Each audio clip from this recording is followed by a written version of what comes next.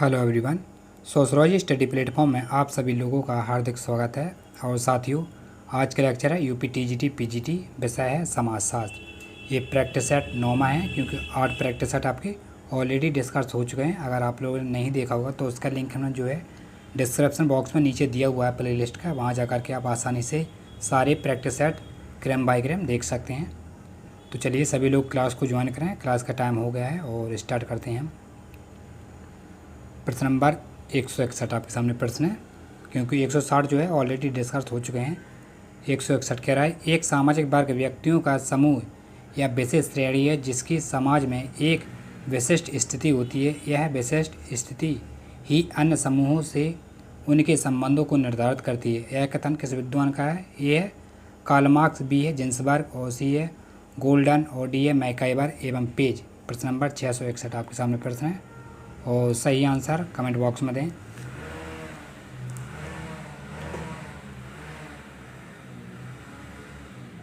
ये किसका कथन है? ये किस विद्वान का कथन है? ये आपका गोल्डन का कथन है। सी राइट आंसर हो जाएगा 661 का। और नेक्स्ट प्रश्न है 662। Concept of rituals in modern sociology theory पुस्तक के लेखक कौन है? ए है एस.पी. नरेंद्र, बी है एस.सी. दुबे और सी है एस.एम. दुबे और डी आपका Max Weber. Concept of rituals in modern sociology theory पुस्तक के लेखक कौन है? 662 162 आपके सामने प्रश्न है और सही आंसर का चयन करके कमेंट बॉक्स में आंसर दें। राइट आंसर रिक्वायरमेंट 662 क्या हो जाएगा? राइट आंसर है इसका बिल्कुल ए राइट आंसर है। जिन्होंने ए दिया है ए राइट आंसर है। एस.पी. नरेंद्र, इनकी पुस्तक है concept of rituals in modern sociology theory. और इसी के साथ हम आगे बढ़ते हैं। प्रश्न नंबर 663 स्क्रीन पर आपके सामने पूछा, निम्नलिखित में से किसका संबंध अर्थव्यवस्था से नहीं है? ए है भूमि, बी है पूंजी और सी है अलौकिक शक्ति और डी है श्रम। किसका संबंध है अर्थ इकोनॉमिक से नहीं होता है? प्रश्न नंबर 163 बिल्कुल राइट आंसर है। अलौकिक शक्ति का संबंध जो है अर्थव्यवस्था से नहीं होता है, इसलिए आपका सी राइट आंसर हो जाएगा। और आगे बढ़ते हैं 165 पर चलते हैं, क्योंकि 164 में थोड़ी मिस्टेक है प्रश्न में। 165 कह रहा है, विवाह के युग लड़की की आयु 15 वर्ष तथा लड़के की आयु 18 वर्ष किस अधिनियम में सुनिश्चित की गई थी? कौन से संविधान में की गई थी? ए है शारदा अधिनियम में, बी है हिंदू विवाह अधिनियम 1955 में, सी है विशेष विवाह अधिनियम 1954 में और सी है हिंदू उत्तराधिकार अधिनियम 1956। प्रश्न नंबर 165 पर आए सभी लोग। विवाह के युग जो लड़की की आयु 15 वर्ष तथा लड़की की आयु 18 वर्ष किस अधिनियम में सुनिश्चित की गई थी? कौन से आर्टिकल में? बिल्कुल 165 का राइट आंसर हो जाएगा। हिंदू विवाह अधिनियम 1955 के तहत इसको मान्यता दी गई थी। और आगे बढ़ते हैं, नेक्स्ट प्रश्न पर चलते हैं। 166 स्क्रीन पर आपके सामने पूछ रहा है, इंडियन विलेज नामक पुस्तक किसने लिखी है? ए है एस.सी. दुबे, बी है हॉर्बर्ट बेकर और सी है आर.के. मार्टन और डी है इरविन गॉफमैन। इंडियन विलेज पुस्तक के लेखक कौन है? बहुत ही फेमस पुस्तक है ये, कई बार पीजीटी में और टीजीटी में पूछी जा चुकी है। 166 आपके सामने प्रश्न और राइट आंसर का चयन करें। इंडियन विलेज बिल्कुल राइट आंसर हो जाएगा इसका एस.सी. दुबे साहब, क्योंकि इंडियन थिंकर ये भी है, क्योंकि मार्टन साहब, गॉफमैन ये और बेकर नहीं है, सिर्फ एस.सी. दुबे ही हैं। तो इंडियन विलेज पुस्तक एस.सी. दुबे साहब की है, बहुत ही फेमस पुस्तक है इनकी, एस.सी. दुबे साहब की। और नेक्स्ट प्रश्न है 167 स्क्रीन पर पूछ रहा है, यदि उच्च वर्ग का पुरुष निम्न वर्ग की स्त्री से विवाह करता है तो उस विवाह को क्या कहा जाता है? ए है राक्षस विवाह, बी है पिशाच विवाह और सी है अनुलोम विवाह, डी है प्रतिलोम विवाह। यानी कि उच्च वर्ग का लड़का और निम्न वर्ग की स्त्री होती है, उसको विवाह होता है, तो किस प्रकार का विवाह कहलाता है? ए बी सी डी आपके सामने विकल्प दिए हुए हैं। 167 प्रश्न है, बिल्कुल राइट आंसर, सभी का राइट आंसर है, सभी ने दिया है सी, बिल्कुल राइट आंसर सी है। अलौकिक अनुलोम विवाह कहा जाता है, क्योंकि उच्च वर्ग का पुरुष होता है और निम्न वर्ग की स्त्री होती है, तो उसको अलौकिक विवाह कहा जाता है, अनुलोम विवाह। और प्रतिलोम विवाह में होता है जस्ट अपोजिट, उल्टा कर दिए, यहाँ पुरुष है, यहाँ आप स्त्री कर देंगे और यहाँ स्त्री को पुरुष कर देंगे, तो आपका प्रतिलोम विवाह चला जाएगा। लेकिन प्रश्न के अकॉर्डिंग आपका अनुलोम विलोम सही है, राइट आंसर सी हो जाएगा इसका। और नेक्स्ट प्रश्न है 168 स्क्रीन पर पूछ रहा है, जनसंख्या वृद्धि निम्नलिखित में से किस पर निर्भर करती है? ए है जन्म दर पर, बी है मृत्यु दर पर, और सी है उपयुक्त दोनों पर, और डी है इनमें से कोई नहीं। जनसंख्या वृद्धि निम्नलिखित में से किस पर निर्भर करती है? प्रश्न नंबर 168 आपके सामने प्रश्न है।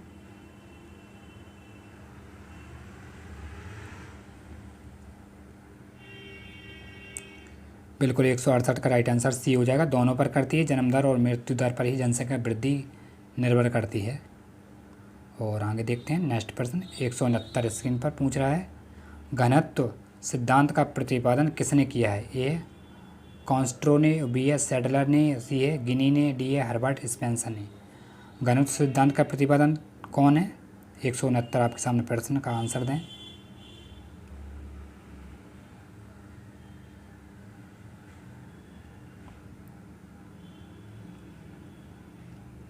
बिल्कुल राइट आंसर होगा सैडलर साहब का कथा नहीं है, घनत्व का सिद्धांत प्रतिपादन सैडलर ने दिया था। और आगे बढ़ते हैं नेक्स्ट प्रश्न पर चलते हैं। सभी लोग क्लास को ज्वाइन करते जाएं, सेशन को लाइक करते जाएं। 170 पूछ रहा है, निम्नलिखित में से कौन सा सुमेलित है? ए है बेबर और दरिया मध्य प्रदेश, और बी है पोडू आंध्र प्रदेश, और सी है झूम असम त्रिपुरा मिजोरम, और डी उपयुक्त सभी। कौन सा सुमेलित सही है? प्रश्न नंबर 170 का आंसर बताएं। राइट आंसर की बात करें बिल्कुल उपयुक्त सभी हो जाएगा आपका, ए बी सी तीनों राइट आंसर हैं, और डी राइट आंसर है उसका। आगे बढ़ते हैं प्रश्न नंबर 171 आपके सामने पूछ रहा है, प्रदत्त परिस्थिति का निर्धारण किसके आधार पर होता है? ए है आर्थिक दशा पर, बी है शैक्षिक योग्यता पर, और सी है राजनीतिक सत्ता पर, डी है सामाजिक एवं सांस्कृतिक मूल्य पर। प्रदत्त परिस्थिति का निर्धारण किसके आधार पर होता है? 171 पाएँ सभी लोग।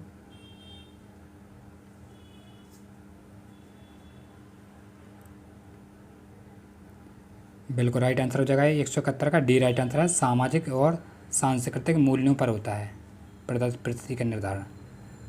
आगे बढ़ते हैं नेक्स्ट प्रश्न आपके सामने आ गया है 172, धर्म का संबंध किस शक्ति में विश्वास से होता है?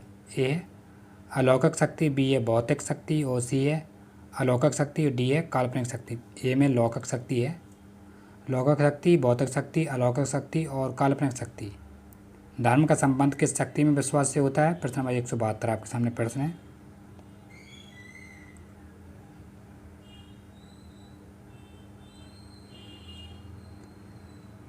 बिल्कुल राइट आंसर है, धर्म का संबंध होता है बिल्कुल अलौकिक शक्ति में होता है विश्वास, इसलिए सी राइट आंसर हो जाएगा इसका।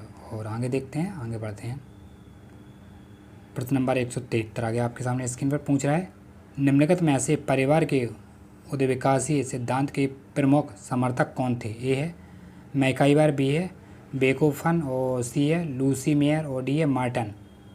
निम्नलिखित में से परिवार के उद्विकासी सिद्धांत के प्रमुख समर्थक कौन थे? प्रश्न नंबर 173 पर आए सभी लोग।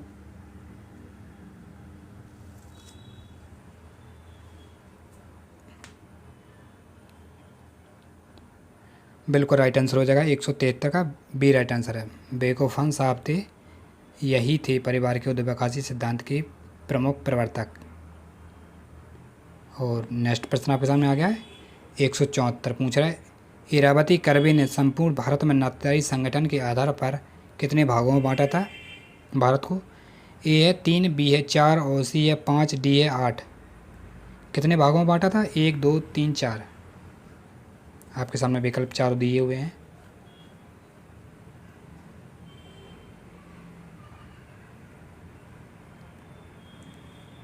इनकी बहुत ही फेमस पुस्तक है इरावती कर्वे की, कौन सी पुस्तक है कोई जानता है?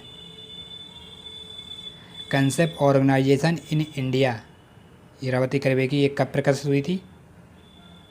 कोई बताए कमेंट बॉक्स में। इरावती कर्वे की इंडियन ये पुस्तक कब प्रकाशित हुई थी? कौन? चलिए 174 पर आए सभी लोग, इसका आंसर दें पहले। बिल्कुल राइट आंसर हो जाएगा, 4 भागों में बांटा था नातेदारी संगठन को।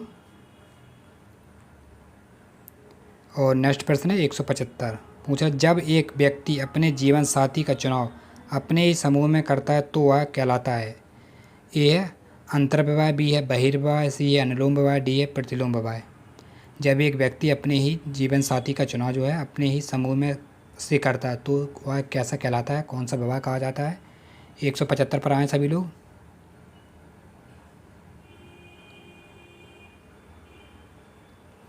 बिल्कुल, जीवन साथी का चुनाव अपने ही समूह में करेगा तो अंतर्विवाह ही हो जाएगा। ए राइट आंसर हो जाएगा इसका, सभी लोग जानते हैं।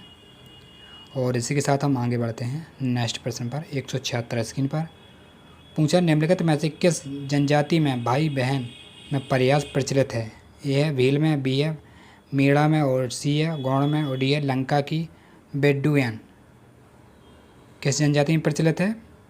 76। इसका राइट आंसर वैसे डी हो जाएगा, लंका का बेडुएन। लेकिन ये प्रश्न पूछा नहीं जाता है और इसको रिजेक्ट कर दिया है यूजीसी ने। चलिए आगे बढ़ते हैं। 177 पर चलते हैं। पूछ रहे हैं, आगुनिक परिजनों में नातारी माता एवं पिता दोनों के जन्म के परिवारों के साथ ही जोड़ी जाती है। ऐसे परिवारों को क्या कहा जाता है। ये है पितृबंधु, बी है द्विपक्षीय, और सी है एक पक्षीय, डी है मातृ स्वजन। आगुनिक परिवार में नातेदारी माता एवं पिता दोनों को जन्म के परिवारों के साथ जोड़ी जाती है तो ऐसे परिवार को क्या कहा जाता है। ए, बी, सब और सी, डी आपके सामने चारों विकल्प दिए हुए हैं। 177 पर आए हैं सभी लोग। अगर बात करें माता पिता की जोड़ करें तो राइट आंसर बी होगा, द्विपक्षीय। ठीक है, आगे बढ़ते हैं। नेक्स्ट प्रश्न आपके सामने स्क्रीन पर ये रहा है। 178 पूछ रहा है, किस समाजशास्त्री ने अभिजात वर्ग के परिभ्रमण सिद्धांत का प्रतिपादन किया था। ए है पेरेटो, बी है स्पेंगलर, सी है मार्टन, और डी है मार्क्स। किस समाजशास्त्री ने अभिजात वर्ग परिभ्रमण सिद्धांत का प्रतिपादन किया था। 178 पर आए सभी लोग। अभिजात वर्ग का सिद्धांत किसने दिया था। पेरेटो ने दिया था भाई। ए राइट आंसर हो जाएगा 78 का, 178 का ए राइट आंसर है। और आगे बढ़ते हैं। नेक्स्ट प्रश्न स्क्रीन पर पूछ रहा है, मार्क्स तथा वेबलन ने सामाजिक परिवर्तन के सिद्धांत क्या कहे जाते हैं। ए चक्रीय, बी है लंबवत, और सी है रेखीय, डी है उदग्र। प्रश्न कह रहा है, मार्क्स तथा वेबलन के सामाजिक परिवर्तन के सिद्धांत क्या कहे जाते हैं। 179 का राइट आंसर हो जाएगा, रेखीय कहे जाते हैं। सी राइट आंसर हो जाएगा इसका। और इसी के साथ इस सेशन का ये लास्ट प्रश्न है 118।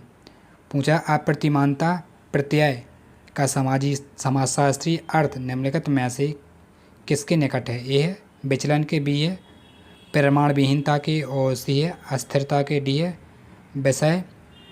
विषम जातीयता के। प्रश्न नंबर 180 राइट आंसर हो जाएगा 80 के, क्या हो जाएगा राइट आंसर 180 का राइट आंसर बी, प्रमाण विहीनता के राइट आंसर बी हो जाएगा 180 का। और 79 का जो सभी लोग जानते हैं सी दिया था, रेखीय सिद्धांत, और 180 का आपका बी है। तो आशा करते हैं आप सभी लोगों ने ये 20 प्रश्न का आनंद उठाया होगा और अच्छे से अपनी प्रैक्टिस सेट बरकरार रख रहे होंगे। जैसे ही कोई डेट आती है पेपर की हम आपको सूचित कर देंगे। और इस प्लेटफॉर्म के शॉर्ट वीडियो, बहुत से शॉर्ट वीडियो पड़े हुए हैं इस प्लेटफॉर्म के, उसको ज़रूर देखें क्योंकि उसमें कम समय में आपको अधिक जानकारी मिल जाएगी। और अगर आप पीजीटी और नेट की तैयारी कर रहे हैं तो उसकी शाम को 7 बजे डेली क्लास चलती है ऑनलाइन लाइव क्लास, उसको भी ज्वाइन करें और उसका भी आनंद उठाएं। चलिए मिलते हैं नेक्स्ट क्लास में। अपना ख्याल रखें, अपने परिवार का ख्याल रखें। धन्यवाद।